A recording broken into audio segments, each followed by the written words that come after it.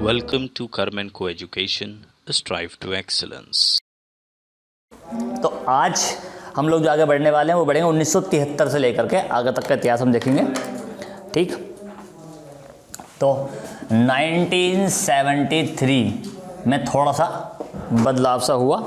ठीक है, और 1973 की जो स्थितियां बनी, जो कंडीशंस बनी, वो कैसे बनी। 1973 अब बांग्लादेश तो बन चुका है, बांग्लादेश बनकर रेडी है, यानी कि भारत का पोता तैयार है। ठीक, और जब भारत का पोता हुआ है तो भारत पे भी असर पड़ेगा, पड़ेगा नहीं पड़ेगा, क्योंकि कुछ लोग बांग्लादेश जो थे वो लोग रेफ्यूजीज़ के तौर पे भारत में आ चुके थे, और इसी वजह से कुछ स्थितियाँ बिगड़नी शुरू हो गई थी इंडिया की। तो अगर ऐसे मान के चले हम, तो पहली कंडीशन पर देखते हैं, तकरीबन 1 करोड़ मान के चलो कि 1 करोड़ जो बांग्लादेशी लोग थे वो भारत में थे, जिनको हम रेफ्यूजीज़ कह रहे थे। अगर ये लोग भारत में हैं तो इनके खाने पीने की व्यवस्था हमें करनी है, नहीं करनी है, खाना पहनना, इनका कपड़ा लत्ता जो भी है वो सब हमें करना है भारत को। तो एक बर्डन पड़ेगा नहीं पड़ेगा। और ऐसा देश जिसकी इकोनॉमी 1962, जब 1962 में युद्ध हुआ, 1965 में हुआ, और उसकी इकोनॉमी डूब रही है, अच्छी चली नहीं रही है। ठीक, तो उस पर एक बर्डन पड़ा, और बर्डन बढ़ने की वजह से हम ये मान सकते हैं कि जो सेकंड यहाँ पे इफेक्ट पड़ा वो पड़ा वॉर बजट, क्योंकि युद्ध के अंदर लगने वाला जो पैसा होता है, वॉर में जो बजट लगा, ठीक है, इससे सरकार की समस्या बढ़ेंगी। क्यों बढ़ेंगी? क्योंकि हमारी जो वॉर में जो पैसा, हमारा जो बजट का हिस्सा था हमारा, वो हमारा लगना था 5 ईयर प्लान्स में तरक्की के लिए, लेकिन वो लग गया कहाँ पर? वॉर में। और उसकी वजह से हमारी जो जीडीपी ग्रोथ होगी वो डाउन होगी कि नहीं होगी? जीडीपी ग्रोथ डाउन गई। ठीक, और ऊपर से 1 करोड़ रेफ्यूजीज़ का बर्डन हमारे ऊपर है, ये समस्या थी। साथ में एक और समस्या थी जो भयंकर रूप, जिस पे हमारा कोई कंट्रोल था ही नहीं। हालांकि कंट्रोल देखो वॉर पे भी नहीं था, कोई देश चाहता ही नहीं है कि युद्ध हो, वॉर हो। कोई समझदार आदमी भी ये नहीं चाहेगा। अगर कोई दूसरा इंसान पंगा भी ले रहा है आपसे, ठीक है, खूब पंगा ले रहा है, और आप उससे लड़ने लग जाओ, तो आपका समय वेस्ट, एनर्जी वेस्ट, और फिर बाद में पैसा भी शायद वेस्ट हो जाए। लेकिन आप सोचोगे शांति बनी रहे, कोई बात नहीं, थोड़ा टाइम में अपने आप शांत हो जाएगा। लेकिन अगर कोई आपको पीटी डाले पड़ा, रगड़ ही दे, तब तो आपको भी उठना पड़ेगा ना।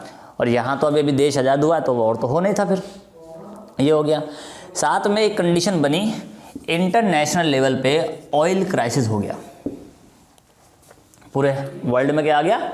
ऑयल क्राइसिस आया, जिसकी वजह से कच्चा तेल, क्रूड ऑयल जो है वो महंगा होना शुरू हो गया।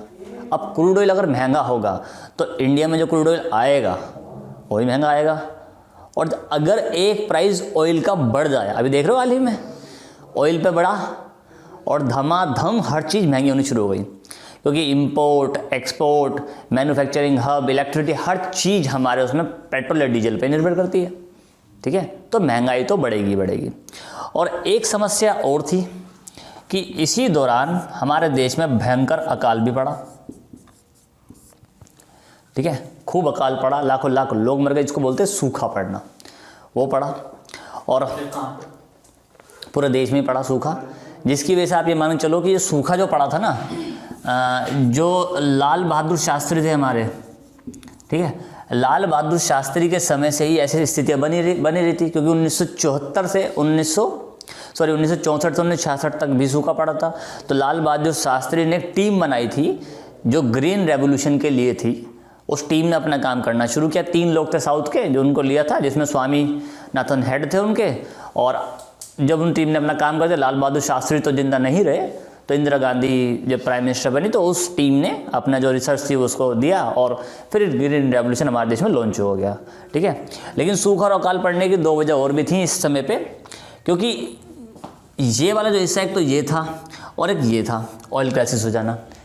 भाई जब ऑयल क्राइसिस आ जाएगा, तेल महंगा हो जाएगा, सब चीज़ें हो जाएंगी, तो देश कैसे खरीदना चाहेगा? किसानों को अनाज उगाना है तो उसके लिए डीजल पेट्रोल चाहिए, ट्रैक्टर चलाना है, बहुत सारी ट्यूबवेल चलानी है, तो चीज़ें महंगी तो होंगी।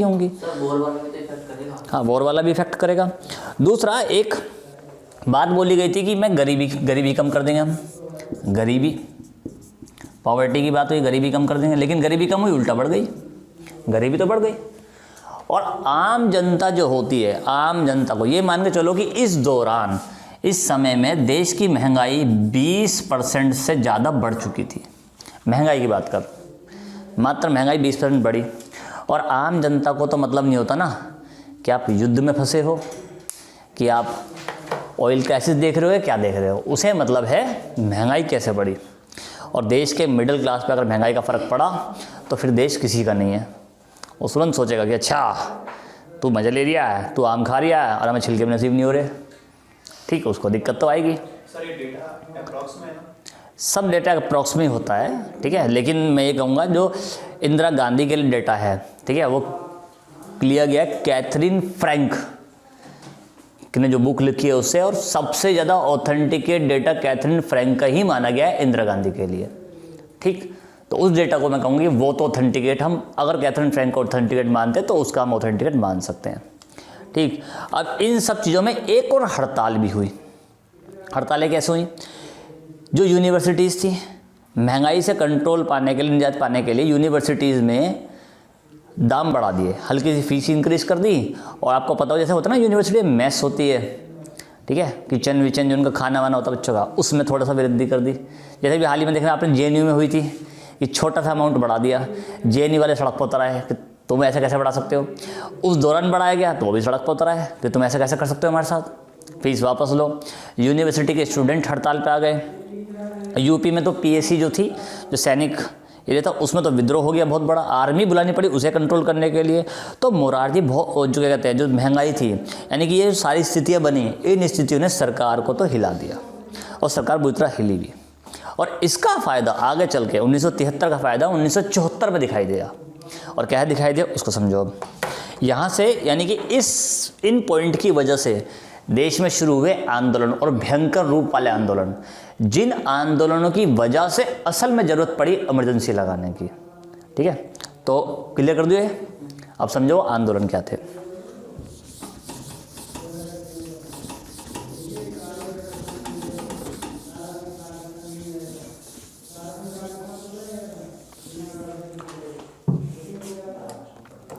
तो अब जो हिस्सा है उसमें हम 1973 और 74 के हिस्से को थोड़ा सा देख रहे हैं एक साथ, ठीक है। और इसमें मान के चलो जो सबसे पहला हिस्सा हम देखेंगे, एक था गुजरात का संकट, ठीक है, गुजरात क्राइसिस हुआ। और गुजरात क्राइसिस तो बड़ा भयंकर हुआ, ये गुजरात हमारा, ठीक है। और एक जो आंदोलन हुआ भयंकर रूप से वो हुआ बिहार में, और बिहार वाला आंदोलन तो अंत तक चला है, समझ लो कि बिहार, ठीक है। मैं हिंदी में लिख रहा हूँ, इंग्लिश में लिख सकते हो आप लोग, वरना मैं इंग्लिश में लिख दूंगा, ठीक है। और एक जो समस्या रही वो रही रेलवे की हड़ताल। रेलवे की हड़ताल ने सरकार को नाको चने चुराए खूब जम करके, रेलवे की हड़ताल मान के चलो, ठीक है। ये तीन समस्याएं मोटे तौर पर रहीं जिसने इंदिरा गांधी को खूब खींचा, इंदिरा गांधी की सरकार को खूब खींचा। लेकिन इंदिरा गांधी एक स्ट्रॉन्ग पर्सनैलिटी की PM थी और उन्होंने इन सब चीज़ों को बखूबी हैंडल भी किया। हालांकि जब चीज़ें सामने आती हैं तो डर भी लगता है, समस्याएं भी आती हैं, लेकिन अगर सूझबूझ से हैंडल किया तो हैंडल हो भी जाते हैं, उन्होंने भी किया। और देखो सबसे पहले जो गुजरात है, गुजरात के CM थे, उनका नाम था चिमन भाई पटेल। कभी एक वो सुना होगा आपने, स्लोगन आता है चिमन चोर, सुना ना, ये चमन चोर, वो चिमन आजकल चमन में बदल चुका है, क्या चमन चोर, वो चिमन चोर उसी के लिए आया था। और गुजरात एक्चुअली पूरी सरकार पे जो थे ना, याद है मोरारजी देसाई, और देसाई साहब के सपने बाबा टूट रहे थे PM बनने के, तो मोरारजी देसाई ने कहा गुजरात में जा करके वो कूद गए आंदोलन में, गुजरात में वही आंदोलन में कूदे। गुजरात की जो यूनिवर्सिटी थी, जो गुजरात की यूनिवर्सिटी थी जहाँ स्टूडेंट थे, उनका जब मेस का प्राइस बढ़ गया, फीस का प्राइस बढ़ गया, तो वहाँ आंदोलन शुरू हुआ। देसाई साहब को लगा अगर ये आंदोलन शुरू हो ही चुका है तो क्यों ना इसी आंदोलन को हम जन आंदोलन में कन्वर्ट कर लें, नए आंदोलन क्यों क्रिएट करें। और देसाई साहब तो भयंकर वाले लीडर थे, अच्छे खासे एजुकेटेड पर्सन थे, कल डिप्टी कलेक्टर रहे थे। ये पहुंच गया गुजरात और गुजरात जा कर के रोड पे आ गए। इन्होंने, बच्चों को तो पता ही नहीं चला कि कब हमारा यूनिवर्सिटी का आंदोलन टर्न हो करके और देशव्यापी, गुजरात व्यापी आंदोलन बन गया पूरा, और भयंकर रूप से नारा हो गया। और इन्होंने कहा कि यहाँ की गुजरात की सरकार है उसे भंग करो, सरकार बहुत करप्ट है। और इन्होंने नारा दिया है वाला चिमन चोर, कि चिमन चोर है भाई, जहाँ का चिमन भाई पटेल जो हैं वो बड़े करप्ट बंदे हैं, ठीक है। और करप्ट बंदे भी क्यों निकले, देखो हुआ क्या था कि जो ये थे इंदिरा गांधी थी, इंदिरा गांधी के बेटे थे, एक तो ये थे राजीव गांधी, एक थे संजय गांधी, ठीक है। और संजय गांधी पढ़ाई लिखाई में उतने अच्छे भी नहीं रहे कभी, राजीव गांधी फिर भी अच्छे रहे, पायलट वायलट बने, संजय गांधी उतने अच्छे थे नहीं पढ़ाई लिखाई में। तो इनको बोला गया भाई ठीक है आप जो करना चाहो। अब इनकी जब माँ पीएम है तो इनको कोई कुछ रोक सकता है करने से। तो इन्होंने क्या किया, ये सोचा कि भाई पहले काम करते कुछ सीखा जाए, और लंदन चले गए। लंदन जाकर के वहाँ की जो रॉयल्स कंपनी है उसके कारखाने में उन्होंने काम किया और कार बनाने का तरीका सीखा। अब ये लंदन जा कर के वहाँ से वापस आए, इन्होंने बोला मम्मी, और सोचो पीएम का बेटा उससे रिक्वेस्ट कर रहा है कि मुझे कार बनानी है। उन्होंने कहा ठीक है बेटा। अब कोई बदमाश हो, ठीक है, नाकारा हो बच्चा, ये कैसा भी हो, हालांकि मैं नाकारा नहीं बोलूँगा, कांग्रेस का तलका मेरे पर आ गई बाद में, मतलब ऐसा सेंटेंस नहीं है ये बस एक बात बता रहा हूँ मैं, ठीक है। तो अब उन्होंने भी सोचा कि भाई ठीक है मेरा बच्चा कुछ करना चाहता तो करवा देते हैं। तो इन्होंने क्या किया, गवर्नमेंट ने टेंडर निकाला कि भाई एक छोटी कार, छोटी पारिवारिक कार बनाने के लिए टेंडर निकाला कि जो कंपनी चाहें अपना अप्लाई कर सकती हैं। ऐसा माना गया कि कम से कम 18 से 20 कंपनियों ने टेंडर फिल किया, ठीक है। लेकिन जो पास टेंडर वो एक ही कंपनी का टेंडर पास हुआ, जिसके मालिक कौन थे, संजय गांधी थे, उसी कंपनी का टेंडर पास हुआ और कंपनी थी मारुति सुजुकी। और हरियाणा में उसको जगह दे दी गई, हरियाणा में किसानों से ज़मीन में लेकर के उसको दे दी भाई लगाओ प्लांट और चलाओ। और बस इसको लेकर के जो हरियाणा के जो वो थे लोग वो गुस्से में आ गए। उन्होंने बोला कि भैया ऐसे कैसे कर दोगे तुम, भाई कुछ लोग फेवर में हैं, कुछ लोगों ने जगह दे दी, कुछ लोग अच्छा ऐसे ले दोगे जगह, दिमाग ख़राब है। और इनको बोला गया कि कॉन्ट्रैक्ट ऐसा होगा कि साल की 50,000 कारें बनानी है आपको, साल की 50,000 कारों का कॉन्ट्रैक्ट दिया गया। तो उसको लगा भी काम चल जाएगा, संजय गांधी भी सेट हो जाएगा। लेकिन संजय गांधी को सेट करने के चक्कर में इंदिरा गांधी सरकार पर करप्शन का आरोप लगा और गुजरात सरकार पर करप्शन का आरोप लगा। अब जो आंदोलन था, मोरारजी देसाई कुछ ज़्यादा एक्टिव हो गया। उन्होंने बोला कि भैया गुजरात की जो विधानसभा है इसको भंग करो। वो गुजरात की विधानसभा को भंग कराने पे अड़ गए। ये बोले कि अगर विधानसभा भंग नहीं करोगे तो परिणाम बहुत घातक होंगे। और देखो कांग्रेस की पकड़ कितनी मजबूत थी। उस टाइम गुजरात विधानसभा में 167 सीट थी, जिसमें से 140 सीट कांग्रेस के पास थी। 140 सीट थी, तो छोटा मोटा बहुमत नहीं है, विराट बहुमत है एक, कि भैया तरीके से खड़ी है सरकार। और ऐसी सरकार को गिरा देना कोई मजाक तो था नहीं। अब इन्होंने बोला कि भैया ऐसा करो, देसाई साहब बोले कि अगर आप सरकार नहीं गिराओगे, नैतिकता नहीं लाओगे तो हम भूख हड़ताल में बैठेंगे, अनिश्चितकालीन भूख हड़ताल में बैठेंगे। ये बोले ठीक है, कुछ तो देखना होगा। अब जो सरकार जो गिराने का मतलब बना, और फिर इंदिरा गांधी को भी लगा कि कहीं ना कहीं ये छींटे गुजरात से उड़ते उड़ते अगर दिल्ली आ गई तो मेरा बेटा ही फंस सकता है। इंदिरा गांधी ने चिमन भाई पटेल से बोला कि भाई आप फिलहाल इस्तीफ़ा दे दो, बाद में देख लेंगे मामला। उनका इस्तीफ़ा करवाया।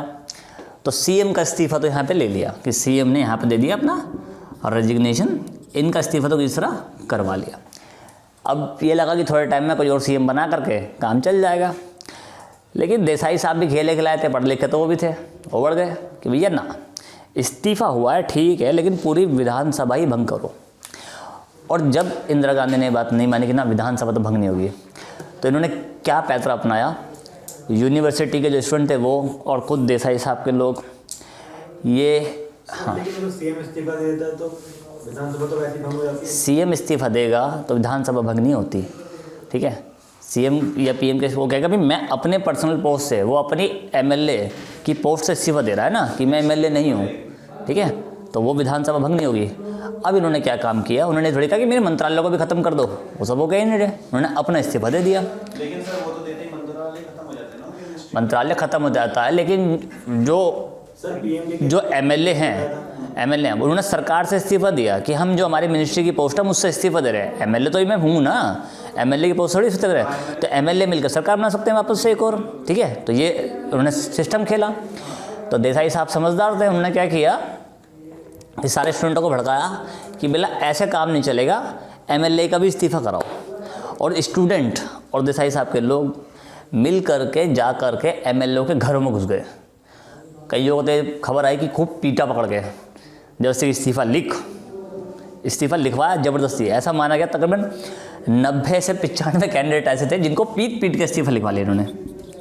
और जो विधानसभा का अध्यक्ष है, एक्सेप्ट तो उसने करना है, उसकी छाती पे खड़े हो जा करके कि सबका एक्सेप्ट कर वरना तू पिटा भी। तो ये सब सिस्टम इन्होंने बनाया। और इस सिस्टम के बाद में जो वहाँ की विधानसभा है उसको भंग किया गया कि विधानसभा को, अभी क्या है कि यहाँ पे विधानसभा को पूरी तरह भंग नहीं किया गया, निलंबित कर दिया गया कि निलंबित कर रहे हैं, दोबारा से रिक्रिएट कर देंगे, भंग नहीं किया गया, ठीक है। अब मोरारजी देसाई और भड़के कि अच्छा अभी भी नहीं तुम भंग करोगे इसे। तो मोरारजी देसाई ने क्या किया, 12 मार्च को भूख हड़ताल में बैठ गए कि भैया 12 मार्च को देसाई साहब बोले कि अब हम नहीं टिक सकते, वो भूख हड़ताल बैठ गए। इंदिरा गांधी सरकार ने मात्र 4 दिन में घुटने टेक दिए और 16 मार्च को विधानसभा गुजरात की हो गई भंग। ये पूरा षड्यंत्र हुआ गुजरात में, ज़बरदस्त तरीके से हुआ, ठीक है। अब जो ये वाला हिस्सा है बिहार वाला, बिहार में एक खास व्यक्ति हैं जिनका नाम है जेपी नारायण। जेपी नारायण भी अच्छे खासे पढ़े लिखे व्यक्ति, जो अमेरिका से पढ़ाई करके आए, प्रभावती इनकी वाइफ थी। और ये पहले बार्कले में केमिस्ट्री की पढ़ाई की इन्होंने, फिर उसके बाद विस्कॉन्सिन यूनिवर्सिटी में इन्होंने जा करके सोशलिज़म की पढ़ाई की। और इन सब पढ़ाई के दौरान इनका पता नहीं क्या मन हुआ कि ये भारत जब आए वापस, भारत आकर के नेहरू जी के, उसके गांधी जी के साथ आंदोलन में कूद गए। गांधी जी को अपने आदर्श मानते थे कि गांधी जी मेरे आदर्श हैं, गांधी जी और एक थे विनोबा भावे, ये उनके सिद्धांतों पर चलते थे। और दोनों के सिद्धांत ये थे गांधी जी के और विनोबा भावे के कि हम कभी भी राजनीतिक सत्ता में नहीं जाएंगे, हाँ अगर राजनीति कुछ गलत कर रही है तो हम उससे ज़रूर टकराएंगे कि तुम नैतिकता क्यों भूल रहे हो, तुमने अगर अपने आप में जिम्मेदारी ली है तो जिम्मेदारी को पूरा करो। तो ये जेपी बोले। नेहरू जी की इनकी अच्छी दोस्ती थी। जब नेहरू का मंत्रालय बना तो नेहरू जी ने खुद इनको इनवाइट किया कि मेरे मंत्रालय में आप आइए और कोई मिनिस्ट्री में आपको ऑफर करो, आप मिनिस्ट्री संभालिए और काम कीजिए। इन्होंने साफ साफ मना कर दिया कि नहीं, हमारी दोस्ती ठीक है। और ऐसा कहा भी गया कई बार कि नेहरू जी कई बार जब फैसले लेते थे ना, तो जेपी नारायण फ़ोन पे या पत्र लिख के या फेस टू फेस बैठ करके भी उनको गरी आते थे कि कुछ भी कर रहे हो तुम्हारे बाप का राज है, ठीक है, जो मर्जी लगे पड़े हो तुम। ऐसी लड़ाई इनमें होती थी अक्सर। लेकिन नेहरू जी के बारे में एक बात बड़ी खास भी कही गई कि शांतिपूर्ण, सभ्य, समझने वाले आदमी थे और शांतिपूर्ण तरीके से मामले समझाते थे। तो वो कभी गुस्से उससे भी नहीं आया। वरना आज के दौर में अगर कोई दोस्त ऐसा बोल दे तो उसका वो आखिरी दिनों का बोल लेगा, उसके बाद ना वो दोस्त रहेगा, ना उसका कोई परिवार, ना मोहल्ला, सब निपटा दिया जाएगा कि अच्छा हमें सिखा दिया, और उसको लपेट लेंगे, ठीक। और इनका विचार भी, जो जेपी नारायण थे, इनका जो विचारधारा थी, इनकी विचारधारा भी थी डिसेंट्रलाइज सिस्टम की। डिसेंट्रलाइज सिस्टम याद है, कल समझाया था डिसेंट्रलाइज सिस्टम क्या होता है। तो ये डिसेंट्रलाइज सिस्टम में चाहते थे। और ये जो जेपी नारायण हैं, ये फरवरी महीने में पहुंचे थे गुजरात। यहाँ फरवरी देखता हूँ, गुजरात तो है। ये फरवरी महीने में गुजरात गए थे और वह देसाई साहब से मिले थे। पहले मोरारजी देसाई से मिले थे। देसाई साहब से मिले, उनकी वहाँ पहचान पहले से भी थी। और जब विधानसभाओं के जो इस्तीफे करवा लिए, 90 के आसपास, 90-95 लोगों के इस्तीफे करवा लिए, वो सब सिस्टम समझ में आया, ठीक है। तो इन सब सिस्टम के बाद में इंदिरा गांधी को लगा डर। उन्हें लगा सबसे पहला डर ये है कि यार अगर इस तरह से और राज्यों में भी होने लगा तो सरकार नहीं बचेगी, राज्यसभा हाथ से चली जाएगी, विधानसभा हाथ से चली जाएगी, तो फिर काम कैसे होगा। तो क्या किया गया, इंदिरा गांधी ने तुरंत 33वां अमेंडमेंट कर दिया, कॉन्स्टिट्यूशन अमेंडमेंट हुआ। और एक बात ध्यान रखना, देखो जो भी कॉन्स्टिट्यूशन अमेंडमेंट होता है, जो हम बता रहे हैं, चल रहे हैं, उन सब के पीछे एक बात बड़ी इंपॉर्टेंट रही है कि जब जब जिस चीज़ की ज़रूरत पड़ी है, जैसे हालात बने, उसी हिसाब से वो कॉन्स्टिट्यूशन अमेंडमेंट आ गया, ठीक है। और यहाँ अमेंडमेंट क्या आया, यहाँ जो कॉन्स्टिट्यूशन अमेंडमेंट हुआ, इस अमेंडमेंट की खास बात थी, इसमें ये लिखवा दिया साफ साफ कि यदि कोई एमएलए या एमपी अपना रेजिग्नेशन देता है, लोकसभा स्पीकर को या विधानसभा के अध्यक्ष को देता है, सभापति को देता है, तो उसका रेजिग्नेशन जब तक एक्सेप्ट नहीं किया जाएगा, जब तक कि सभापति ये कन्फर्म ना कर ले कि जो रेजिग्नेशन दिया है एमएलए एमपी ने वो किसी दबाव में आके नहीं दिया। अगर ये भनक हुई कि ये दबाव में आकर दिया गया काम है, करवाया गया काम है, तो वो रेजिग्नेशन वैलिड नहीं माना जाएगा। विधानसभा का डर था कि और ना गिरा लें और ना पीट पाट कर सुधार ले सबको, 90 मामले जा ही चुके थे, 90 रेजिग्नेशन हो ही चुके थे, तो बाकी पे क्यों कराएं, ठीक है। तो इन्होंने मामले को इंदिरा गांधी ने संभाल लिया। 33 अमेंडमेंट इसलिए हुआ। अब बारी आती है बिहार की। अब चलो तुम्हें बिहार घुमा के लाऊं, ठीक है।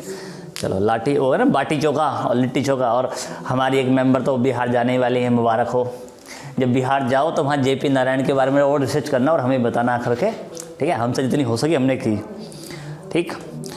तो चलो, अब बिहार में डेट थी 18 फरवरी, मतलब इन्होंने ख़त्म, वैलेंटाइन डे ख़त्म होने का इंतजार किया कि ये ख़त्म हो जाए, लोग भाग जो अपना मेल मिलाप करना कर लो, उसके बाद तमाशा मचाएंगे, क्योंकि यूनिवर्सिटी के बच्चे हैं, आंदोलन उन्होंने नहीं करना है। उनसे बोला हाँ भी आंदोलन शुरू करें, बोले यहाँ लोंडे पटा रहा हूँ या लोंडा पटा रहा हूँ, तो आंदोलन की बात कर रहा है अपना, पहले ये काम निपटाऊंगा फिर आंदोलन करूँगा। और देखो एक बात और भी थी, JP नारायण की खास बात थी, और JP नारायण छोड़ो, मतलब किसी भी अच्छे पॉलिटिशियन की खास बात होती है जो अच्छा माना जाता है। और अच्छा क्यों माना जाता है कि उसे पता होता है कि आंदोलन कब होना चाहिए, ठीक है। अब मान लो अभी हालत जो है, कड़ाके की ठंड पड़ रही है, दिसंबर है, फिर जनवरी में खूब आई ठंड आती है जिसमें बंदा या तो आग ढूंढता है या रजाई ढूंढता है या चाय ढूंढता है। अब ऐसे में आंदोलन कर दो, आधे लोग कहेंगे जा रहे हैं यहाँ से, यही काम रह गया, सड़क बैठाएगा, ठंड मरवाएगा, निकल लेगा, ठीक। फरवरी मार्च का महीना सही हो जाता है, ना बारिश है ना कुछ, सही मौसम रहता है, वसंत ऋतु से कहते हैं, ठीक है ना।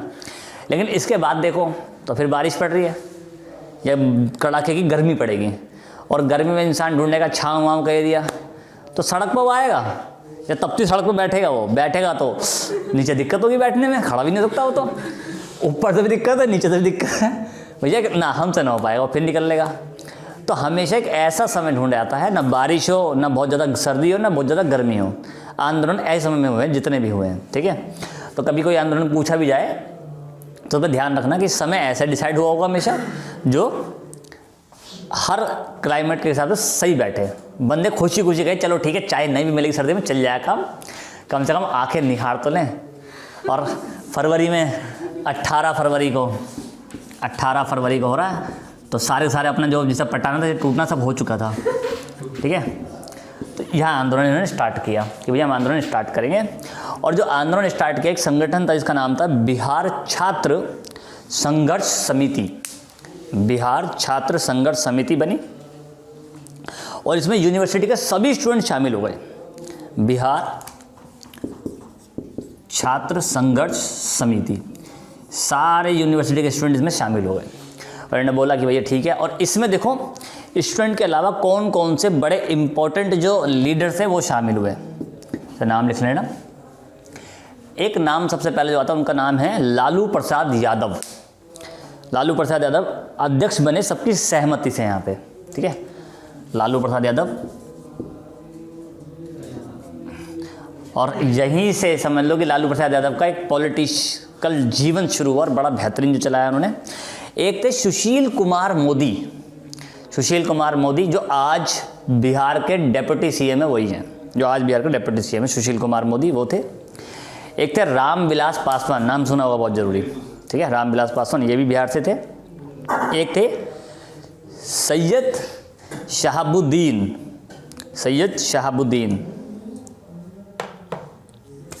और अब इन लोगों ने एक 18 तारीख को जब ये सारे इकट्ठे हो गए, पूरी लड़ी की लड़ी बन गई हैं, सैयद शहाबुद्दीन, ये 4 मेंबर बड़े सही थे, शहाबुद्दीन, सैयद शहाबुद्दीन। तो रामविलास पासवान, सैयद शहाबुद्दीन, सुशील कुमार मोदी, ठीक। तो ये अब यूनिवर्सिटी के स्टूडेंट हैं, यानी कि जो एरिया है वो भरा भरा दिखेगा। 4 लोग ये हैं जो लीडर हैं, जो नेता हैं। अब इन लोगों ने क्या डिसाइड किया 18 तारीख को, और रिजल्ट बिहारी आदमी क्या आता है, रिजल्ट जल्दी चाहिए या तो। हाँ हैं, नीतीश कुमार उतने एक्टिव नहीं थे और उस संदर्भ में वो उतने जल्दी आगे बढ़े भी नहीं थे। ठीक है, ये वो लीडर है जिनकी छवि एकदम बनी हुई थी कि हाँ भाई इनके नेतृत्व में सब कुछ होगा। और इन लोगों ने क्या किया, बच्चों को बोला कि चलो जो गुजरात में वो यहाँ करेंगे हम। ठीक है, खबरें तो मिलती थी। और इन्होंने क्या किया, पहले तो विधानसभा घेराव किया। जब विधानसभा घेराव से ज़्यादा काम नहीं चला, और देखो थोड़ी थोड़ी देर में निकल लेते थे कि विधानसभा घेराव किया, आधे 1 घंटा देखा, ओह काम नहीं बन रहा, कहीं और चलो। मंत्रियों के MLA घर पहुँच गए, निकाल के नपेलो रख के। ठीक है, जो मिले। और कई मंत्रियों को तो घर फूंक दिए कि आग लगा दो, तब तो बाहर निकलेगा, कब तक अंदर बैठ रहेगा धुएं में। ठीक है, वहीं पीटेंगे फिर रख के। और वही तरीका था, इस्तीफा दे। ठीक, और लेकिन इस सब के बीच में एक अनहोनी ये हो गई कि 3 स्टूडेंट भी मर गए, 3 स्टूडेंट पट गए। अब जब 3 स्टूडेंट मर गए तो इन्हें लगा यार मामला है, चल नहीं पाएगा, अभी तो आधा दिन हुआ था। और तभी इन्होंने सोचा कि भाई ऐसा करो, इस आंदोलन को एक और रूप दो। और तब इन लोगों ने डिसाइड किया सबकी सहमति से कि इस आंदोलन को अब JP नारायण को सौंप दो, और वही इस आंदोलन को आगे संभालेंगे, चलाएंगे। और JP नारायण को बुलाया, JP नारायण आए कि भाई बताओ क्या समस्या हो गई आंदोलन में। तो उनको समस्या बताई, और JP नारायण ने 2 शर्तें रख दी। और 2 शर्तें क्या रखी आंदोलन में, पहली इनकी शर्त थी कि ये जो आंदोलन है केवल बिहार के लिए नहीं होना चाहिए, यानी कि आंदोलन पूरे भारत में होगा। अब इनको लगा यार बिहार में या पूरे भारत में हो, अपने को तो आंदोलन से मतलब है, हमें क्या दिक्कत है, कराओ पूरे भारत में, नाम बढ़ेगा। लालू प्रसाद यादव को बिहार में क्यों जाने, लोग बाहर ना जाने। ठीक है, हमार भैया बाहर जाना जरूरी है तो जानेंगे। दूसरा, इन्होंने बोला कि ये आंदोलन केवल छोटी सी विधानसभा या व्यवस्था बदलने के लिए होगा, इस आंदोलन को संपूर्ण क्रांति नाम दो कि संपूर्ण क्रांति के लिए होगा, पूरी ही व्यवस्था बदलनी है।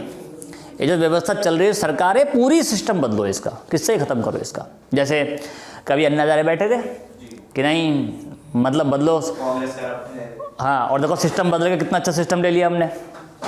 ठीक है, अब तो नहीं दिखता वो आदमी कहीं, अब जो है वो दिखने भी नहीं देंगे उसको। वो कह रहे अच्छा, क्योंकि जैसे स्थितियाँ बदलती है ना। जब नरेंद्र मोदी सरकार बनी थी तो उन्होंने भी बचाव पहले ही कर लिया था। और बचाव क्या किया गया, जैसे पहले आपको पता हो कि दिल्ली में जंतर मंतर वाले एरिया जहाँ पर धरना दिया करते थे, तुरंत कानून बनाया कि जंतर मंतर धरने के लिए नहीं होगा। ठीक है, वो तो नहीं होगा। लोगों ने पूछा फिर क्या हुआ, बोला हाँ इस पर विचार कर लेंगे। आज तक विचार नहीं हुआ। तो इसीलिए आपने देखा होगा लोग कहीं भी धरने बैठ जाते हैं, सुप्रीम कोर्ट के पास जाते हैं कि भाई बताओ, सरकार खुद जाती सुप्रीम कोर्ट के पास कि देखो लोग धरने बैठे। तो सुप्रीम कोर्ट कई बार ये बात बोल चुका है कि जब तुमने उनसे धरने की जगह थी वही छीन ली तो कहीं से लोग बैठेंगे, उनका आंदोलन अधिकार है। आर्टिकल 19 कहता है कि आप आंदोलन कर सकते हो, हम कैसे मना कर दें। बोला ये तो नहीं होगा। और कई बार उनको कह दिया कि रामलीला ग्राउंड है या कोई और जगह उनके लिए ऑथराइज करो कि वो आंदोलन कर सके, लेकिन नहीं मानते हैं, तो इसलिए अब सड़क जाम।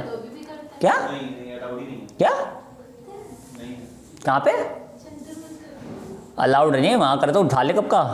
अभी 2-3 हफ्ते पहले मैं गई थी वहाँ पर। अच्छा, तो वहाँ पे प्रोटेस्ट ही चल रहा था, मैंने ये नहीं देखा अंदर से बाहर तक। छोटा मोटा प्रोटेस्ट चल सकता है, लेकिन जो जंतर मंतर वाले एरिया ना उस जगह पे उससे अगल बगल में होगा कहीं पर। बिल्कुल जंतर मंतर के बाहर। हाँ, जंतर मंतर के बिल्कुल बाहर कर रहे होंगे, छोटा मोटा कर रहे होंगे। जिस दिन पता लगे बोला अच्छा करेंगे, बोला उठा के जेल में डालो, अलाउड ही नहीं कर रखा।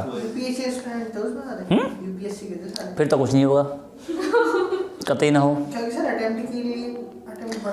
कुछ भी बढ़ा लो ना हो, अटेम्प्ट बढ़ा लो, ये उम्र ही कम करने वाले तुम ये कहेंगे अच्छा तुम्हारी बात माने, रुको एक झटका देंगे, आज से मैक्सिमम एज लिमिट 26 साल, जो करना है कर लो। पता लगा इनके चक्कर में वो जल्दी लागू कर दिया और बाकी बोलेंगे अच्छा जा तू आंदोलन करना, घर वाले बोलेंगे 25 का तू हो गया तू आंदोलन करता, अगले साल तेरा पेपर 1 रह गया, बस उसका भविष्य है। अजय भी कहता उसने लिखा था सर, स्टेटस लगाया चलो जंतर मंतर। अच्छा, अजय भी गया था। बोला अभी शुरुआत तूने की नहीं है UPSC की, तू पहले आंदोलन में जा रहा है। बड़े अजीब लोग हैं देश के, पहले शुरुआत तो कर ले, कुछ तो सोच ले। और फिर इसके बाद में आगे चल करके रैली डिसाइड की 5 जून की, कि 5 जून को एक भव्य रैली करेंगे और इस रैली में हम बढ़ चढ़ के हिस्सा लेंगे और बहुत सारे लोग आएंगे। और यहाँ पर जेपी नारायण ने बोल दिया इस रैली में कि आप मुझे मात्र 1 साल दे दो, 1 साल दो, और इस 1 साल में मैं आपको एक सच्चा लोकतंत्र दूंगा बना करके। जैसे गांधी जी बोलते थे कि आप मुझे 1 साल दो, मैं आज़ादी दूंगा, सच्चा लोकतंत्र दूंगा, ऐसे इन्होंने बोला। 5 जून 1974 ये रैली निकाली, रैली में नारा दिया और इन्होंने बोल दिया। और एक और बात इन्होंने बोली, जो स्टूडेंट थे उनको बोला आप कोई पढ़ाई लिखाई मत करो, कॉलेज जाना छोड़ दो, 1 साल कॉलेज मत जाओ। बच्चों को तो और क्या चाहिए था, बोला नेताजी ने कहा है। आधे क्या मैक्सिमम बच्चों ने कॉलेज जाना छोड़ दिया। जो गवर्नमेंट ऑफिसर थे उनको बोला आप ऑफिस मत जाओ। हाँ, रैली का उद्देश्य क्या था? रैली का उद्देश्य था कि सच्चा लोकतंत्र स्थापित करना है। ठीक है, जो करप्शन वाली सरकार चल रही है, जेपी नारायण करप्ट सरकार मानने लग गए थे इंदिरा गांधी को, कि सच्चा लोकतंत्र हम स्थापित करेंगे। और गवर्नमेंट ऑफिसर से बोला कि आप कोई गवर्नमेंट जॉब मत करो, अपने अपने घर बैठ जाओ, जब हमारी सरकार बनेगी सबको बढ़िया सी नौकरी दे देंगे दोबारा से, या उसी नौकरी कंटिन्यू करना आराम से, कोई समस्या नहीं है। ठीक है, ये सारी बातें हुई। अब ऐसी बातों में डर तो सामने को लगता ही है। और फिर इन सब के बाद में जब देखा कि मीटिंगें चल रही हैं, सब चीज़ चल रही हैं, आंदोलन हो रहे हैं, 1 नवंबर को दिल्ली में इंदिरा गांधी की और जेपी नारायण की मीटिंग हुई। जेपी साहब से बोली वो कि देखो आप मेरे मुँह बोले सही, ये कैसे वैसे हमारे चाचा लगते हो, चाचा जान मान जाओ, क्यों दुखी कर रहे हो आत्मा। उन्होंने बोल दिया कि ना तुम नैतिक नहीं हो, अब तुम में नैतिकता नहीं है, अब तुम्हें घमंड आ गया है।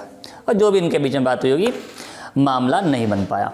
और इंदिरा गांधी ने बोला कि भाई हम आपके लिए इतना कर देते हैं कि हम जो बिहार की विधानसभा है उसे भंग कर देते हैं, अगर आप मांग करते हो तो, ठीक है, लेकिन आंदोलन ख़त्म कर दो आप। जेपी नारायण बोले आपको बिहार की विधानसभा भंग भी करनी पड़ेगी और आंदोलन भी ख़त्म नहीं होगा। इन्होंने ऐसा बोल दिया, यानी जेपी नारायण नहीं माने। तो भाई जेपी नारायण भी आदर्शवादी इंसान थे, उन्हें लग रहा था कि अगर मैं मान जाऊंगा, क्योंकि उन्होंने खुद ही बोला कि ये देश के लिए आंदोलन होगा, समझ रहे हो। अगर वो खुद ही देश के लिए आंदोलन की बात बोल रहे हैं और वो खुद ही मान जाएं तो फिर मज़ा नहीं आएगा। बंदे बोलेंगे अच्छा अपना काम निकल लिया, और निकल लिया बंदा। तो इन्होंने मना कर दिया साफ साफ। अब एक जो थर्ड हिस्सा बचा है वो रेलवे वाला, ठीक है। किन की? जेपी नारायण इस्तीफा दो, नई सरकार बनाएंगे, सरकार खत्म करे वाली, दोबारा बनाएंगे नई सरकार। इंदिरा गांधी कहा था कि हम विधानसभा, भाई वो कहते केवल बिहार की विधानसभा भंग कर दो। उन्होंने बोला कि मैं बिहार की विधानसभा भंग कर रही हूँ। जेपी नारायण बोले ना पूरे देश की सरकार गिराओ, दोबारा इलेक्शन होंगे पूरे देश में। हाँ दोबारा है, क्योंकि भाई एक बार तो अगर पीएम करप्ट है तो आप बाकी की बातें क्या करो। तो कह रहा मेन मुद्दा, मेन पेड़ काटो ना, शाखाएं काटे क्या कर लो, 1-2 जड़ निकालो। भाई पढ़ा लिखा आदमी बेवकूफ़ थोड़ी था।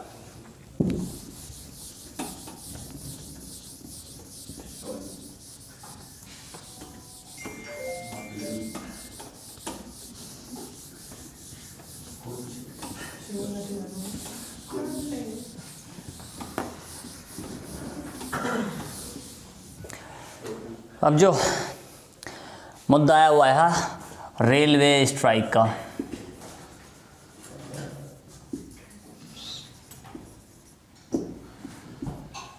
कि रेलवे की स्ट्राइक हुई। रेलवे की स्ट्राइक में एक क्या कहते हैं फेडरेशन काम करता है, जो फेडरेशन का नाम है AIRF,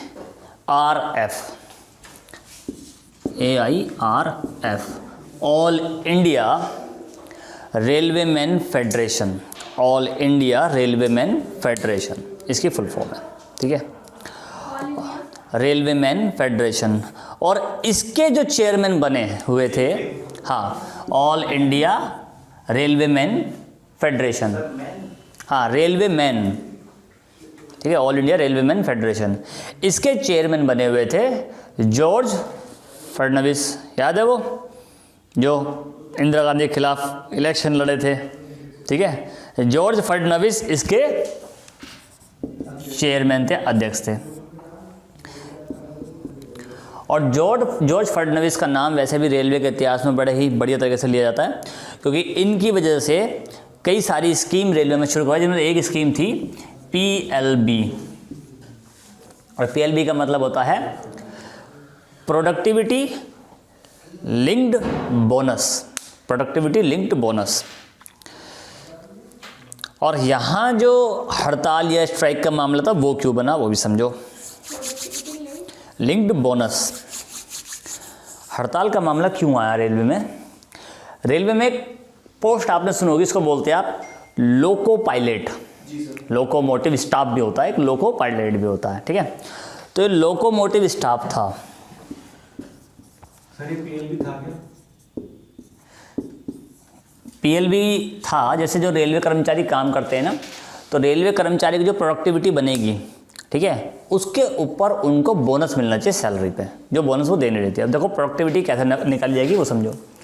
जैसे लोकोमोटिव पायलट है या लोकोमोटिव स्टाफ है, इसमें एक बदलाव किया गया कि कोई भी ट्रेन का कर्मचारी, खास तौर पर जो पायलट और पायलट के जो सहायक स्टाफ है उसकी बात की गई कि मान लो कोई ट्रेन देश के किसी एक कोने से निकली और वो देश के दूसरी जगह पे सवारी लेकर गई, ट्रेन चली, और ट्रेन को अपने डेस्टिनेशन पे, गंतव्य स्थान पे पहुंचने में कभी कभी आज भी देखते हैं वो मिलता है कि 3-3, 4-4 दिन भी लग जाते हैं, लंबी लंबी दूरी ट्रेन है। तो इन्होंने बोला कि जो ट्रेन का पायलट है या जो भी स्टाफ है, उन सब की ड्यूटी तब तक ख़त्म नहीं मानी जाएगी एक दिन की, जब तक कि ट्रेन अपने गंतव्य स्थान पर ना पहुंच जाए। तो आत्मा कुड़ गई भाई, एक इंसान कंटिन्यू चले जा रहा, उसकी ड्यूटी ख़त्म नहीं हो रही। और जब वो 4 दिन लगा के एक जगह पहुंच गया तो कहा आपकी एक दिन की सैलरी है, ये तो एक दिन का काम हुआ आपका, पहुंचा हुआ 4 दिन का, तो बीच के 3 दिन जो गए उसकी सैलरी काउंट नहीं की गई। मान लो आज डेट क्या है, 30 तारीख। 30 तारीख को ट्रेन लेकर निकला, तो 30 तारीख को उन्होंने जॉब शुरू करी अपनी, ठीक है। वो 1 तारीख और 30 तारीख 31, फिर 1 और फिर 2 तारीख को किसी जगह पहुंचा, तो 31 तारीख और 1 तारीख को और 2 तारीख को, ठीक, उस दिन तो काम पाया ही नहीं, इसका मतलब तो गया कहाँ? समझ रहे हो बात को?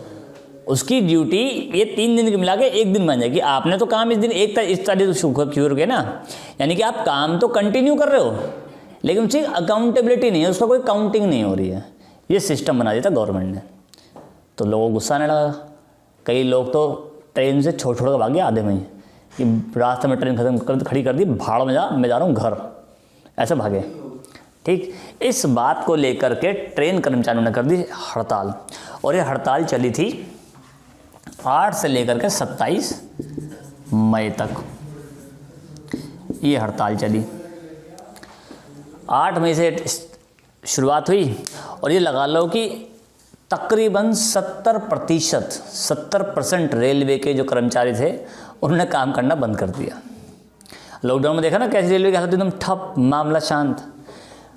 कहते हैं कि देश में लॉकडाउन से पहले ये ऐसा पहली बार ही हुआ था कि देश में रेलवे ने काम करना बंद कर दिया। और अगर देश की रेलवे रुक जाए तो मुंबई जैसा शहर सोचो, मुंबई, कलकत्ता, दिल्ली और जो कनेक्टिविटी हैं दूसरे राज्यों की, वो हो पाएंगी संभव?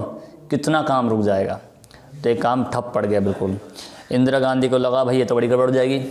और एक बड़े मज़े की बात थी, जो उस समय इंडिया के प्रेसिडेंट थे उनका नाम था वीवी गिरी। इंडिया के प्रेसिडेंट वीवी गिरी थे, और जो वीवी गिरी थे वो पहले ये जो all India railway man federation थी, ठीक है ना, वो इसके साथ पहले जुड़े हुए थे। प्रेसिडेंट बनने से पहले वो इसके साथ पहले जुड़े हुए थे। तो उन लोगों से उनकी सहानुभूति थोड़ी सी टच कर रही थी, अरे ये तो अपने ही हैं, अपने तो अपने होते हैं।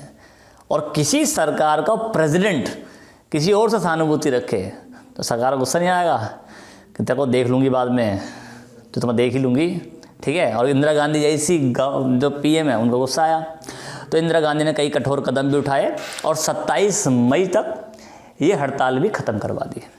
कुछ भी ताम दाम दंड भेद सब अपना कर 27 मई तक ये हड़ताल ख़त्म करवा दी। अब एक और हिस्सा जो है हम उस पर चल रहे हैं, उसका ही बड़ा भयंकर रोल है इसमें। कभी नाम सुना पोखरण? ठीक है, क्या है पोखरण? पहला परमाणु परीक्षण हुआ था। तब उसे भी समझो जरा, पोखरण का भी इसमें अहम हिस्सा, अहम रोल है। ना जोनी ब्रांड वाला दूसरा था वो दूसरा वाला। तो बात है ये भी 1974 की, अभी 1974 में है, ठीक है। और 1974 में पोखरण एरिया कहाँ पड़ता है? पोखरण है, हाँ राजस्थान में। कहा आरजे पता नहीं क्या कह रहे हैं। पोखरण राजस्थान का एरिया है। और पोखरण में जो होता है वहाँ पे जो मिसाइल वो सर क्या कहते हैं परमाणु जो टेस्टिंग हुई उसमें होता है न्यूक्लियर फ्यूज़न, नाभिकीय विखंडन वाला प्रोसेस अपनाया गया। और ये हुआ था 18 मई 1974 को, जो टेस्ट हुआ था 18 मई 1974 को। और देखो रेलवे की स्ट्राइक कब हो रही थी? रेलवे की स्ट्राइक थी ना 8 से 27 मई तक, इसी के बीच में कर दिया इन्होंने कांड ये, ठीक है।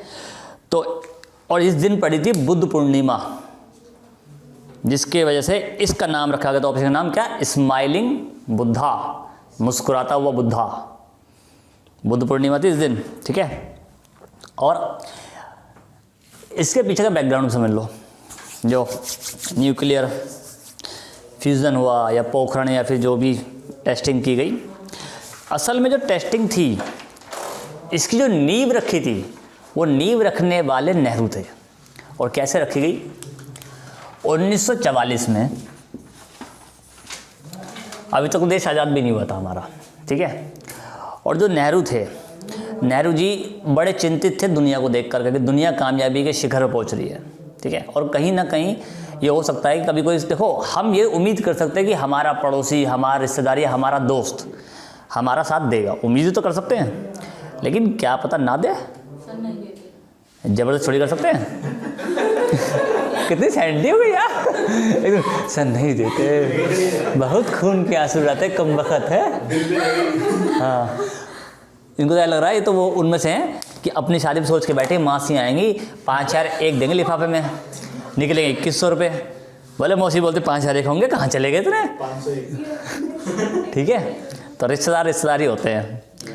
और जैसे मैं उस दिन बता रहा था, सर हम पड़ोसियों की बात कर रहे हैं, रिश्तेदारों की थोड़ी ना। और एक बात है, देखो आपके जो पड़ोसी होते हैं, ठीक है ना, कहते हैं कि अगर पड़ोसी अच्छा हो, ठीक, तो कितना अच्छा हो, लेकिन आप ये भूल जाते हैं कि हम भी तो उसी के पड़ोसी हैं, हम अच्छे हैं उसके लिए। सर पड़ोसी अच्छा होता कब है? हाँ, तो खुद भी तो अच्छे नहीं तो दूसरा पड़ोसी कैसे अच्छा हो जाएगा?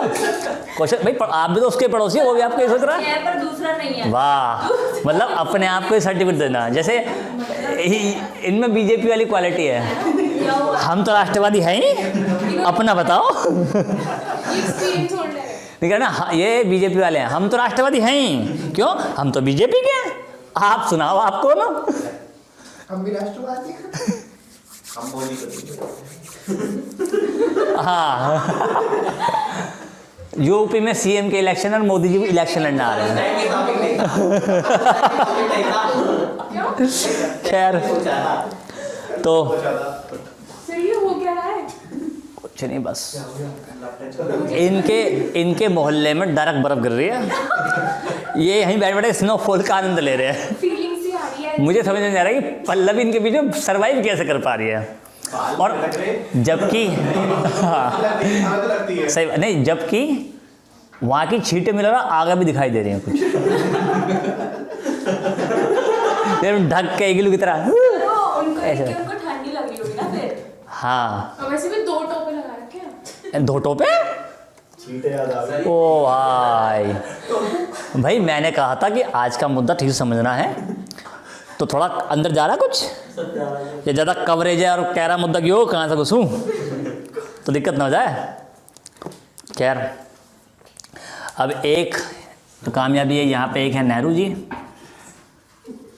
और एक जो नाम है उसका नाम आपने सुना होगा, होमी जहांगीर भाभा, डॉक्टर होमी जहांगीर भाभा। ये साइंटिस्ट थे और ये विदेश में ही काम करते थे, और विदेश में काम करते करते फिर ये अपने देश में लौटे और ये अपने देश के होकर रह गए कि अब मैं अपने देश के लिए कुछ करूँगा। और एक इंस्टीट्यूट उस टाइम पे स्थापित किया गया जिसका नाम था TIFR। क्या? ये इंस्टीट्यूट जो बनाया टाटा ने, टाटा समूह से बनाया था। इसकी फुल फॉर्म है Tata institute of fundamental research, Tata institute of fundamental research.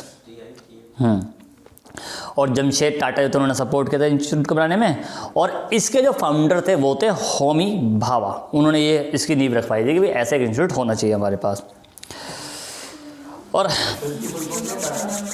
Tata institute of fundamental research, ठीक है। Tata institute of fundamental research. दो टोकरे लगाए तो आवाज कहाँ से आएगी? कहीं से तो कान के पट खोल और मेरे ढोल। ये ढोल नहीं यार, लाल हो रहा है पूरा। अच्छा चल मेरे लाल। नेहरू जी का ये मानना था कि भाई हम परमाणु शक्ति जो है उसका गलत इस्तेमाल तो नहीं करेंगे, लेकिन ये भी मानना था कि हमारे पास होनी चाहिए, तभी दुनिया में हम अपना दबदबा स्थापित कर पाएंगे, ठीक है। और जब ये इस्टेब्लिश किया उसके बाद में तकरीबन ये मान चलो 1960 में, ठीक है, 1960 में ऐसा कहा गया कि भाई रिसर्च के लिए हम लोग बिल्कुल तैयार हैं और जो परीक्षण है उसके लिए भी हम तैयार हैं, ठीक है। 1960 में हम ये कहा कि भाई जो जहांगीर बाबा थे उन्होंने कह दिया था कि 2 से या 3 या मैक्सिमम 4 साल के अंदर हम परमाणु परीक्षण कर सकते हैं, हम इतने संपन्न हो जाएंगे। तो नेहरू जी बोले लगे रहो। और 1962 में क्या हुआ, चाइना के साथ युद्ध हो गया। 1962 में चाइना वॉर हुआ, और चाइना वॉर में एक समस्या हमारे लिए क्या आई, जो यूएसएसआर था उस दौरान, ठीक है, रशिया जो आज बन गया है, यूएसएसआर ने चाइना को सपोर्ट किया, हमें सपोर्ट नहीं किया। तो इससे भी, और देखो नेहरू जी लगे हुए थे हिंदी चीनी भाई भाई, तो उन्हें धोखा दिया। रशिया थोड़ी बहुत उम्मीदें थी कि ये सोशलिस्ट है, समाजवाद है, और नेहरू भी समाजवादी थे, उसने भी हमारा सपोर्ट नहीं किया और चाइना का सपोर्ट किया। तो इसका कुल मिला के मतलब ये निकला कि भाई जिसका जिससे काम निकल रहा है वो मतलब निकल रहा है। तो नेहरू जी को लगा ना भाई ना, हमारे पास भी होनी चाहिए शक्ति, हम क्या पता दोनों मिलके या कोई भी देश मिलके ऐसा कुछ कांड कर दे। सही सपोर्ट भी कर सकते हैं चाइना, भाई बेनिफिट रहेंगे उस दौरान के, कुछ क्या पता कुछ बिजनेस डील हो या कुछ भी ऐसी संधि उन्होंने कर ली हो, ट्रीटी कर ली हो, ठीक है। और कम्युनिस्ट की सोच भी कभी कभी एक जैसी हो जाती है, और होती है एक जैसी क्या हो जाती है। फिर उसके बाद में आगे चल करके जब 1964 का दौर आया, और 1964 में ऐसा लगा कि अब हम परमाणु परीक्षण कर ही डालेंगे, और नेहरू जी को ये बोला भी गया कि हाँ भाई हम तैयार हैं, लेकिन नेहरू जी की मृत्यु हो गई और ये काम हो नहीं पाया। 64 में हम लोग परमाणु परीक्षण कर सकते थे, लेकिन हो नहीं पाया, नेहरू जी की मृत्यु हो गई, उनकी डेथ हुई। और इसी समय चाइना ने अपना परमाणु परीक्षण कर दिया। हम नहीं कर पाए क्योंकि नेहरू जी एक्सपायर हो गए, लेकिन जो चीन है, चाइना है, चाइना ने ऐसा कर दिया, उसने कर डाला कि भैया हम कर रहे हैं। और चीन ने घोषित कर दिया कि भाई हम परमाणु संपन्न देश अब हैं, उसका सफल रहा। तो इस दौरान आते आते 5 परमाणु संपन्न देश तैयार हो चुके थे, जैसे USA number 1, USSR number 2, UK number 3, UK का मतलब इंग्लैंड नंबर 3, और फ्रांस नंबर 4, और 5वां नंबर 5 चाइना हो गया। और इसी समय में एक ट्रीटी बनाई गई जिसको बोलते हैं एनपीटी, और इससे क्वेश्चन आज भी यूपीएससी पूछती है बहुत ज़्यादा, ठीक है। न्यूक्लियर नॉन पॉलिफरेशन ट्रीटी, इसे बोलते हैं न्यूक्लियर नॉन पॉलिफरेशन ट्रीटी। यानी कि इन सब ने मिलकर कर, भारत भी इसमें शामिल थे, उन्होंने बोला कि हम ऐसी ट्रीटी बनाएंगे, ऐसी ट्रीटी शामिल होनी चाहिए। ये पॉलिफरेशन POLIFRATION, FRATION, टी का मतलब ट्रीटी, संधि, ठीक है। ये ट्रीटी बनाई गई। और अब क्या हुआ, इन सभी मतलब ये ट्रीटी बनाई गई, इसके लॉज बनाए गए, तो इन सभी ने अगले कुछ साल में एक फैसला लिया जो लिया गया 1967 में, नॉन पॉलिफरेशन ट्रीटी, ठीक है, पॉलीफरेशन ट्रीटी। अब इसमें क्या किया, एक कंडीशन डाली गई और सभी इन 5 देशों ने, ये 67 में हुआ था। नहीं देखो इसी समय पे 64 के आसपास जब चाइना ने कर लिया, उसके 1-2 साल के अंदर ट्रीटी बना, ये सिस्टम बनाया गया और इसमें 1967 में एक कंडीशन डाली गई, ठीक है। और इसमें एक बात बोली गई, भाई जितने देशों ने परमाणु परीक्षण कर लिया है और जो परमाणु संपन्न देश बन चुके हैं, अब उतने ही देश रहेंगे, कोई और देश नहीं करेगा, ठीक है। तो इंडिया ने बोला कि हमारा दिमाग खराब है भाई। अब यहाँ पे आ चुकी थी इंदिरा गांधी, ठीक है। बीच में लाल बहादुर शास्त्री आए, लेकिन लाल बहादुर शास्त्री ने इस सिस्टम पर इतना ध्यान दिया नहीं। उन्होंने कहा ठीक है, आप जो अपना काम कर रहे हो करते रहो, ठीक है, मैं अपने काम पर फोकस करता हूँ, वो उसमें लगा रहा। और ऐसा माना गया था कि जनवरी में शायद, हाँ 1966 में जब ये एनपीटी बनी थी, हाँ ये 1966 में बनाई गई एनपीटी, ठीक है। और एनपीटी जब बनी 1966 में, तो जनवरी में 11 जनवरी के दिन, 11 जनवरी को शास्त्री जी की डेथ हुई, ठीक है। तो लाल बहादुर शास्त्री जी की डेथ हो गई 11 जनवरी को।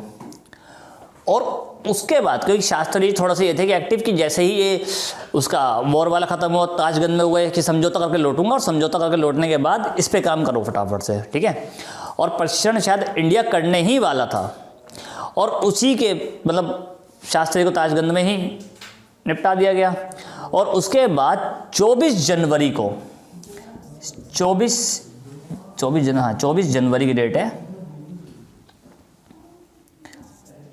24 जनवरी को एक और बड़ा हादसा हुआ इंडिया के साथ। और वो हादसा क्या था, जो होमी जहांगीर भाभा थे, वो अपनी एक यात्रा के दौरान जो यूरोप में कर रहे थे, एल्पस पर्वत के आसपास उनका प्लेन क्रैश हो गया और वो भी चल बसे। कुछ लोगों ने ये तक भी कह दिया कि ये कहीं ना कहीं CIA या किसी और संगठन की पूरी तरह साजिश है, जिसमें हमारे प्रधानमंत्री और हमारे साइंटिस्ट की जान ले ली गई, जिसकी वजह से हम न्यूक्लियर टेस्ट ना कर पाए अपना। क्या नाम बताया था? होमी जहांगीर भाभा। एल्पस पर्वत है, यूरोप में पड़ता है। हाँ एल्प्स पर्वत यूरोप में पड़ता है, एल्प्स माउंटेन। यहाँ पे प्लेन क्रैश में इनकी दुर्घटना हो गई, ठीक है। और फिर इसके बाद जब इंदिरा गांधी देश की प्राइम मिनिस्टर बनी, तो इंदिरा गांधी ने राजा रमन्ना नाम के एक साइंटिस्ट थे, उनके हाथों में सारा काम सौंप दिया कि आप इसको आगे बढ़ाओ। और साथ साथ राजा रमन्ना, हाँ राजा रमन्ना नाम के साइंटिस्ट थे, उनके हाथों में सारा काम सौंप दिया कि आप इसको आगे बढ़ाओ, और जब आप इसको आगे बढ़ाओगे तो हम जब लगेगा ज़रूरी ये कर डालेंगे काम। और फिर वही डेट आई 18 मई वाली। 18 मई 1974 में इंदिरा गांधी ने परमाणु परीक्षण करवाया पोखरण में और सफल रहा। सफल होने का पूरी दुनिया में हड़कंप मचा और इंदिरा गांधी के नाम का डंका बजा कि हाँ भाई इंदिरा गांधी ने परमाणु परीक्षण भी करवाया और सफल भी रहा। हाँ सर एक बार ये दोबारा रिपीट कर दोगे, जब होमी जहांगीर बाबा की डेथ हुई थी उसकी? होमी जहांगीर बाबा की डेथ हुई, ठीक है। तो कई संगठनों मतलब इंडियंस हो गए या कोई और हो गया, उन्होंने माना कि भाई ये जानबूझ के कराया गया, जिससे कि हम जो न्यूक्लियर टेस्ट करने वाले थे वो ना हो पाए, उसे रोक दिया जाए। ठीक, तो खबर थी इसके बारे में? क्या खबर थी सबको? भाई भाई जासूस होते हैं जगह जगह पे, आज भी जासूस हैं, तो शायद खबर कहीं ना कहीं तो भाई कितनी भी आप सेफ्टी सिक्योरिटी कर लो, खबर तो हो ही जाती है, ठीक। तो और ये वाली जो ट्रीटी थी यहाँ जो लेकर के आते हैं, इसमें इन्होंने बोल दिया था कि जितने जो देश संपन्न हो चुके हैं इसके अलावा कोई करे ही ना न्यूक्लियर टेस्ट। और इसी वजह से इंडिया ने मना कर दिया कि हम साइन नहीं करेंगे इसके ऊपर, क्योंकि शास्त्री तो स्ट्रॉन्ग डिसीजन लेते थे, कहते ना हम नहीं कर रहे साइन। उसके बाद में हमें देख करके पाकिस्तान ने मना किया, इजराइल ने मना किया, उन्होंने भी मना कर दिया कि हम साइन नहीं करेंगे इस पर, क्योंकि भाई हम तो मान जाएं कि चलो नहीं कर रहे, लेकिन तुम भी अपना डिस्ट्रॉय करके दिखाओ, तुम भी अपना डिस्ट्रॉय करो ना। उधर नॉर्थ कोरिया बैठा, उसने भी मना कर दिया कि भाई हम भी नहीं करेंगे, जो करना कर लो, हम भी परमाणु। अब देखो नॉर्थ को तो कितनी मिसाइल टेस्ट करता रहता, उसे तो हर दिन ऐसा लगता है कि दिवाली को पटाखे छोड़ने कभी भी उड़ जाता, मैं टेस्ट कर लूँ क्या एक, और छोड़ देता है वो पूछे भी ना, यूँ छोड़ दे किसी के ऊपर भी, और कहता है जी मैं टेस्ट कराता, हाँ कर लो जा करना। वो किसी नहीं डरता आजकल, वो पता नहीं पगला ही गया वो बिल्कुल ही है। हाँ किम जोंग उन मोमोज देखने वाला लौंडा है वो। और देख बेटे वो दुनिया को देखने, उसका मेरे को सबसे अच्छा अगर मुझे लगता है तो दो चीज़ें, उसकी कटिंग, हाँ ये बोलने वाला था, उसका हेयर स्टाइल, ठीक है, और उसके ऊपर उसके कपड़े, ठीक है, बेहतरीन पर्सनैलिटी है। उसके स्पेक्स भी बहुत अच्छा ठंडा था। स्पेक्स में ध्यान नहीं देता, लेकिन उसकी पर्सनैलिटी में उसका हेयर स्टाइल है ना, ओहो जबरदस्त है भाई। बीच में जब गायब हो गया और जब यूँ देखता है तो रसगुल्ले शक्ल का देखते हैं मुड़ के, तो ऐसा लगता है भाई क्या देख रहा है, क्या सोच रहा है ये। ऐसा लगता है कस्टमर ने मोमोज की कितने एक्स्ट्रा मांग लिए उसने।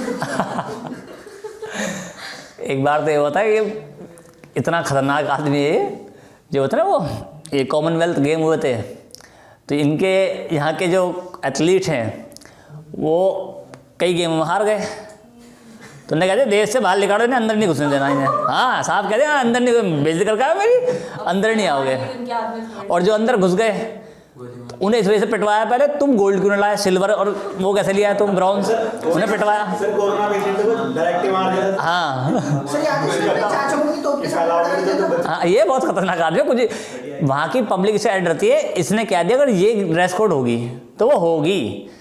वहाँ तो ऐसे अजीब सिस्टम बना रखे उसने, जैसे वो होता है ना यहाँ पे होता है ट्रैफिक वाला, वहाँ ट्रैफिक फैशन हवलदार चलती है, हाँ ड्रेस पुलिस, वो बढ़िया से ड्रेसअप में आएगी और आपको फैशन दिखाएगी सड़क पे, और वो दिखाना पड़ेगा, उसकी ड्यूटी है ये। हाँ ठीक है, ऐसे अजीब अजीब से साइंस बना रखे हैं। उसको देख के बाइक रोकी जाएगी देखने की। हमारी एक वो थी स्टाफ वेदांता इस अकेडमी की, उसकी जिससे शादी हुई वो पीएचडी कर रहा था, तो वो आजकल वहीं है, नॉर्थ कोरिया वो है ना वो, हाँ उसकी जो राजधानी क्या नाम है उसका, सोल, उसमें। तो मैंने कहा तू गलत जगह पहुंच गई है, थोड़ा ध्यान रखना अपने बच्चे का भी अपना भी, ठीक। यहाँ तक कैसे समझ में आया।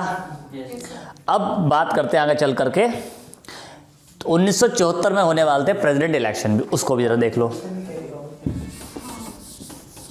एडवर्टीजमेंट करते हैं ना। टाइम देखना कितना हुआ उसमें, चलो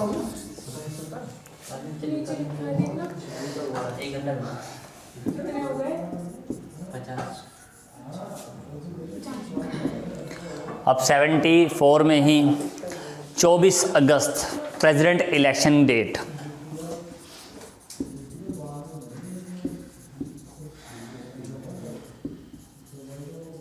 आज मैंने पूरा लिख दिया, प्री मत समझना अब कि प्री की डेट है वो समझना, मैंने आज पूरा लिखा है। हाँ प्रेसिडेंट इलेक्शन डेट, और प्रेसिडेंट के लिए 2 कैंडिडेट कांग्रेस ने खड़े किए, और दोनों कैंडिडेट बड़े ही अच्छी बेहतरीन छवि वाले थे। एक थे बाबू जगजीवन राम, ठीक है, ये खास तौर पे जो दलित कम्युनिटी थी उसके लीडर थे, और एक थे सरदार स्वर्ण सिंह, ये माइनॉरिटी से आ रहे थे, ये माइनॉरिटीज़ ग्रुप के थे, ये दलित ग्रुप के थे। और ऐसा माना जा रहा था कि शायद देश में पहली बार माइनॉरिटी ग्रुप का कोई प्रेसिडेंट होना चाहिए, तो भी सही था, बाबू जगजीवन राम।